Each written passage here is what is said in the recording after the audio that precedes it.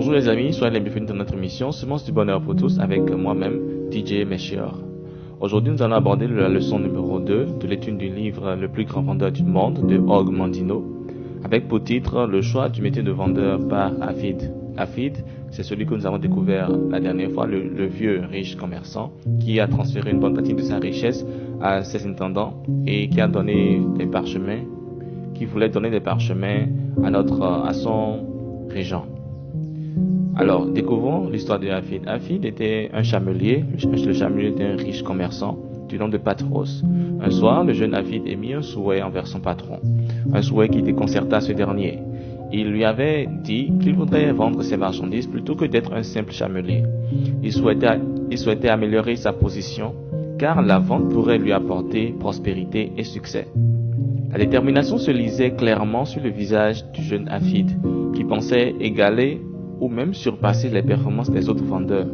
Il voulait surpasser Patros, son patron, en termes de richesse.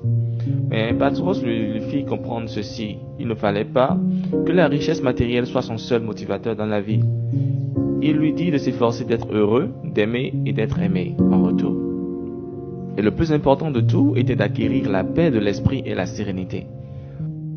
La volonté de s'enrichir du jeune Hafid était liée à l'amour qu'il a développé envers une fille d'un très riche homme. Alors, pour pouvoir prétendre marier cette fille, il fallait être riche.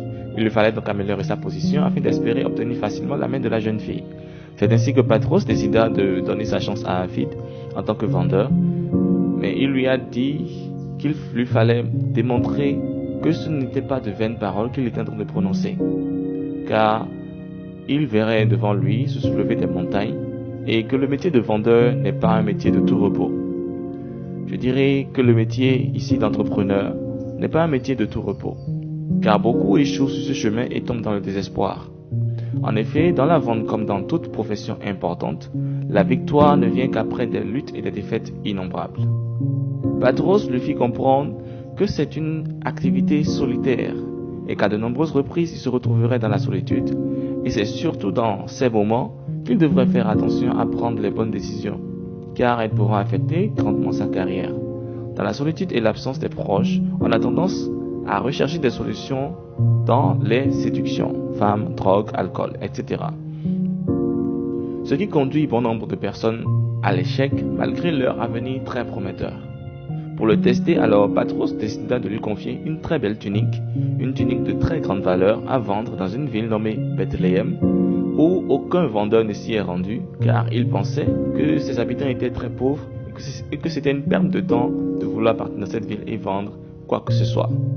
Patros intima l'ordre au jeune homme de ne pas revenir sans avoir vendu la tunique. Avant de se séparer du jeune homme, Patros lui fit répéter cette parole: la défaite n'empiétera jamais sur toi si ta volonté de réussir prend vigoureusement le dessus.